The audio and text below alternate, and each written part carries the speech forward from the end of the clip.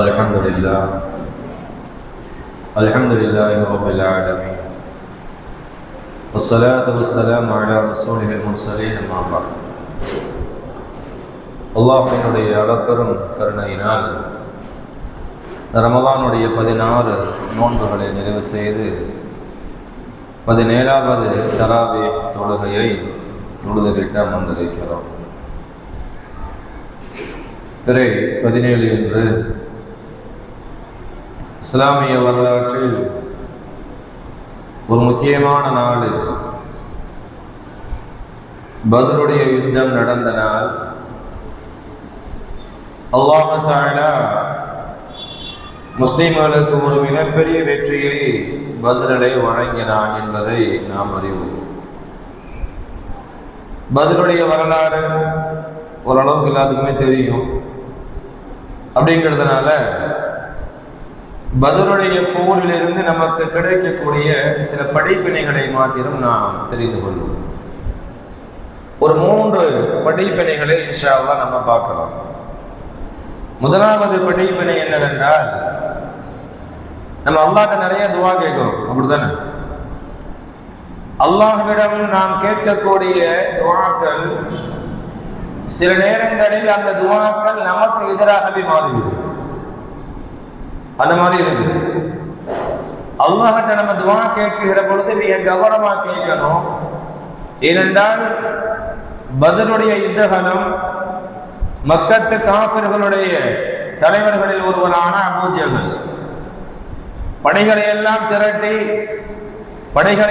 திரட்டி பெருமானார் ஸல்லல்லாஹு அலைஹி வஸல்லம் அன்னவர்களையும் சஹாபாக்களையும் தாக்குவதற்காக வேண்டி கிளம்புகிற பொழுது காபத்துல்லாஹ்வுக்கு வர்றான். யாரு? அபூ ஜஹல் காபத்துல்லாஹ்வுக்கு வந்து அவன் பிரார்த்திக்கிறான். என்ன பிரார்த்தித்தான் தெரியுமா? யா அல்லாஹ் எங்களுக்கு வெற்றியை கொடுன்னு கேட்டிருக்கணும், அப்படிதானே? நாங்க போருக்கு போனோம், வெற்றியை கொடுன்னு கேட்டிருந்தா அது வேற. ஆனால் அவனுடைய நாவில் என்ன வந்தது தெரியுமா? நாங்கள் இங்கிருந்து மக்காவிலிருந்து கிளம்புகிறோம், முஹம்மதுவை எதிர்ப்பதற்காக வேண்டி போறோம், 2 பேரும் போர் செய்ய போறோம்.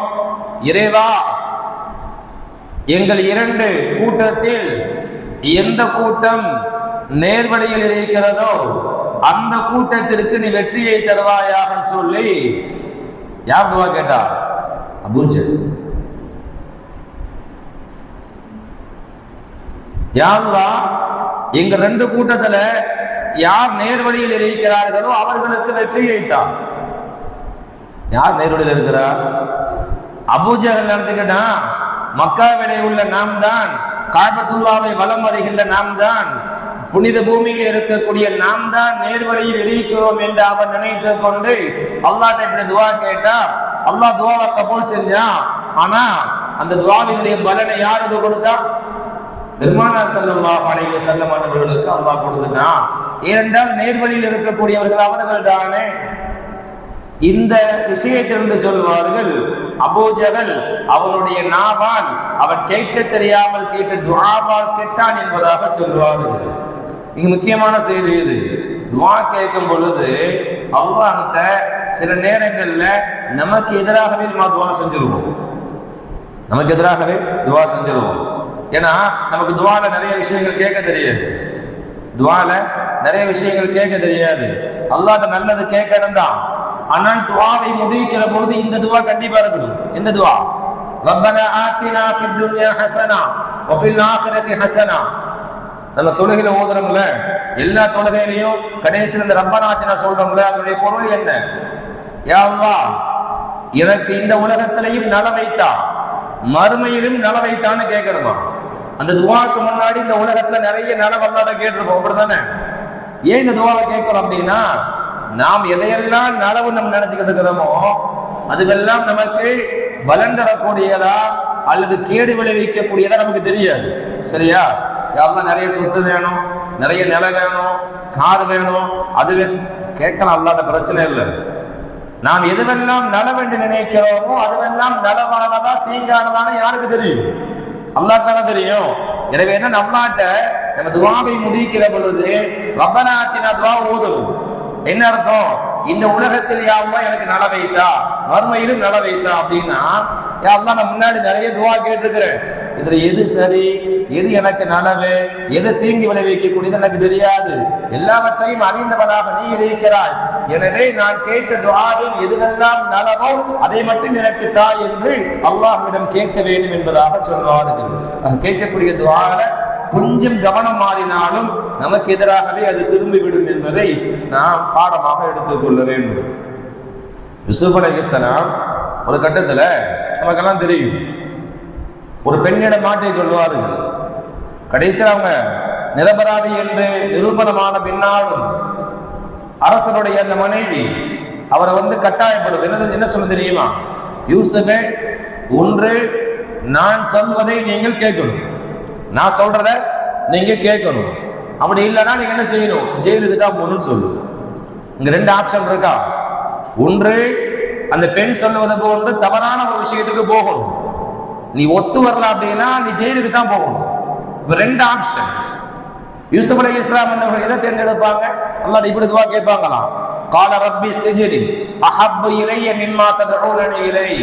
யா அல்லாஹ், இந்த பெண் எதன் பக்கம் அழைக்கிறாரோ அதை விட எனக்கு சிறைச்சாலையே மேலானதுன்னு துஆ கேட்டுவாங்க.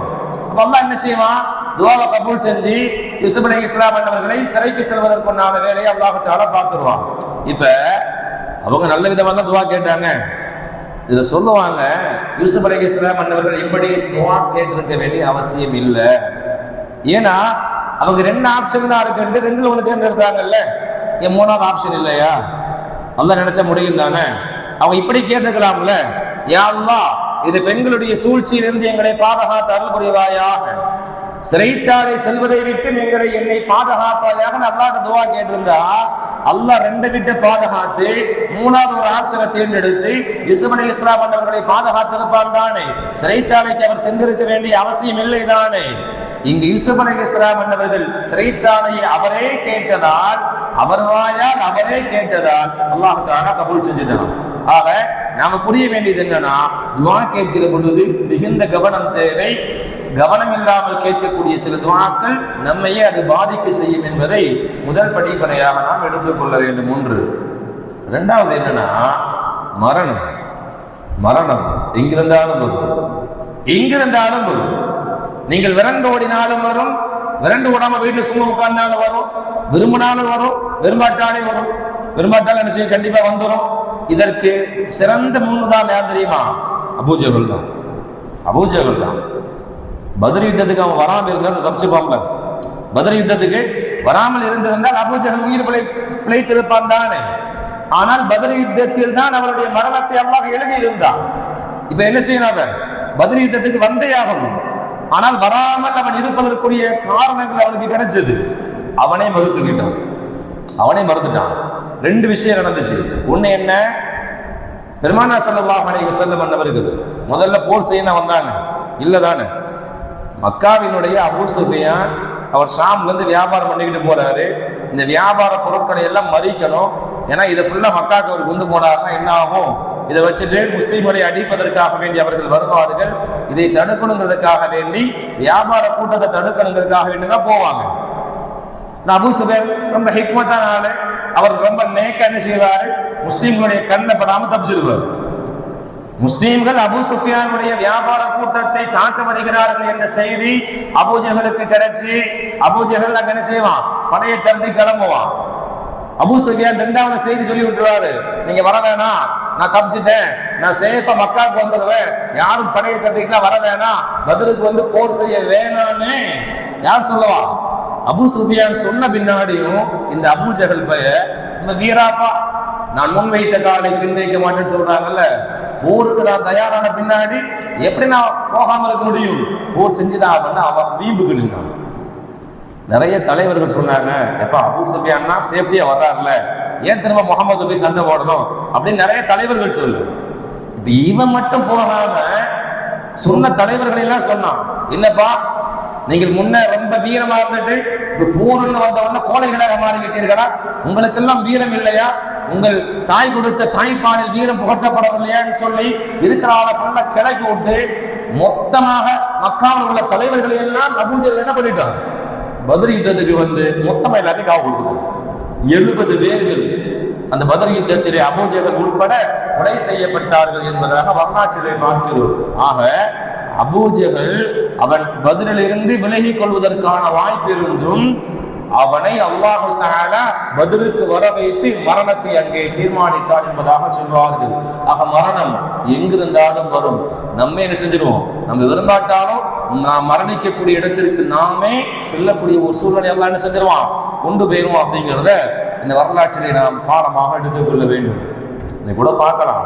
முன்னாடி இந்தியாவில் ஒரு முப்படை தளபதி ஒருத்தர் ஹெலிகாப்டர்ல போகும்போது இறந்து போனார்ல, வெடிச்சு இறந்து போனார்ல, கொஞ்சம் பாருங்களேன். அந்த ஹெலிகாப்டருடைய விலை 145 கோடி. எவ்வளோ?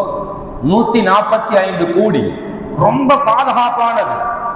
எந்த அளவுக்கு பாதுகாப்பானதுன்னா அந்த ஹெலிகாப்டர்ல உள்ள எல்லா அம்சங்களுமே உள்ள, அது புல்லட் ப்ரூஃப் மாதிரி, எதுவும் உள்ள நுழைய முடியாது. பைலட் இருக்காரா இல்லையா, பைலட்டுக்கு ஒரு வேளை உடம்பு சரியில்லாட்டாலும் அல்லது தூங்கிட்டாலும் அந்த ஹெலிகாப்டர் தானாகவே என்ன செய்யும், இயங்குவான். தானாகவே இயங்கும். எந்த இடத்திற்கு போகணும் ப்ரோக்ராம் இருக்குதோ அந்த இடத்துக்கு என்ன செய்யுமா, கரெக்டா கொண்டு போய் விட்டுரும். அப்ப எவ்வளவு சேஃப்டியானது. 145 கோடிக்கு ஒரு ஹெலிகாப்டர்ல ரொம்ப சேஃப்டியா முப்படை தளபதி போறாருன்னா எவ்வளவு பாதுகாப்பானது அது. அவ்வளவு பாதுகாப்பான அந்த ஹெலிகாப்டர்ல அவர் போயும் கூட அல்லாஹ் என்ன பண்ணிட்டான், இவருக்கு மரணம் இங்கதான் அல்லாஹ் நாடிட்டான். கடைசியில் எல்லா பாதுகாப்பு அம்சங்களும் சிதறி ஒன்றுமில்லாமல் அழிந்து போனார். பார்க்கிறோமா இல்லையா? ஆக மரணம் என்பது அல்லாஹ் நாடிட்டானால் இரும்பு கோட்டைகள் இருந்தாலும் வரும் என்பதற்குண்டான உதாரணத்தை பத்ரிலே அபூஜஹல் அவன் சஹாபாக்களுடைய விஷயத்தில் நாம் பாடமாக எடுத்துக்கொள்ள முடியும். இது இரண்டாவது செய்தி. மூன்றாவது ஒரு பாடம் இருக்கிறது. என்ன அப்படின்னா, அல்லாஹு தஆலா வாக்குறுதி கொடுத்தார். அல்லாஹு தஆலா வாக்குறுதி கொடுத்தால் கண்டிப்பா நிறைவேற்றுவான். அதுல மாற்றமே இருக்காது. குர்ஆன்ல ஒரு வசனம் ஒன்று வரும் பத்ர் சம்பந்தமா. அல்லாஹ் சொல்லுவான், இது யஇதுகுமுல்லாஹ் இஹத தாயிஃபதைன் அன்னஹா லகும் வதவதுன அன்ன கைர தாத்தி ஷௌகா. பத்ர் யுத்தம் விஷயத்தில் நான் உங்களுக்கு 2 வாக்குறுதி கொடுத்தேன். 2 விஷயம். ஒன்று, அபூ சுஃபியானுடைய வியாபார சரக்கை நீங்கள் கைப்பற்றுவது. இது ஒன்று. அப்படி இல்லை அப்படின்னா அபூஜஹலுடைய அந்த படையை நீங்கள் அபூஜஹலுடைய அந்த படையை எதிர்கொண்டு வெற்றி பெறுவது. ஒன்று, அபூ சுஃபியானுடைய பொருளை, அபூ சுஃபியானுடைய வியாபார சரக்கை நீங்கள் கைப்பற்றுவது ஒன்று. இது இல்லைன்னா அபூஜஹலுடைய படையை நீங்கள் வெற்றி கொள்வது என்று 2 விதமான வாக்குறுதிகளை கொடுத்தோம். இந்த 2ல ஏதாச்சும் ஒன்று நடக்குன்னு செஞ்சோம், வாக்குறுதி கொடுத்தோம். அந்த 2ல ஒன்று நடந்துச்சு. என்ன நடந்துச்சு? அபூஜஹலுடைய அந்த படையை எதிர்கொண்டு அல்லாஹு தஆலா 313 பேர்களை வைத்து ஆயிரக்கணக்கான பேர்கள் இருந்த அந்த எதிரி படையை அல்லாஹ் என்ன செஞ்சான், வெற்றி பெற வைத்தான். என்னுடைய வாக்குறுதியை நான் நிறைவேற்றினேன் என்று அல்லாஹ் குர்ஆன் ஷரீஃபிலே சொல்கிறான். இதுல நம்ம கவனிக்க வேண்டிய ஒரு முக்கியமான செய்தி ஒன்று இருக்கு. அல்லாஹ் வாக்குறுதி கொடுத்தா கண்டிப்பா நிறைவேற்றுவான் தான். இதுல 2 சாய்ஸ் இருந்துச்சுல்ல, 2 சாய்ஸ். என்ன சாய்ஸ்? ஒன்று, அபூ சுஃபியானுடைய வியாபார படையை, வியாபார சரக்கை நீங்கள் கைப்பற்றுவது. இது முதல் சாய்ஸ்.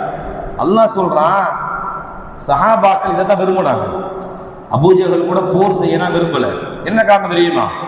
அபூ சுஃபியானுடைய சரக்கை கைப்பற்றுவதற்கு பெரிய போர் செய்ய வேண்டிய அவசியம் இல்லை. மொத்தமே 40 பேர் தான் வந்தாங்க அபூ சுஃபியானுடைய அந்த வியாபார சரக்குல. அப்ப 40 பேரை அடிச்சு தள்ளி விட்டு அந்த வியாபார பொருளை கைப்பற்றுவது இலகுதான.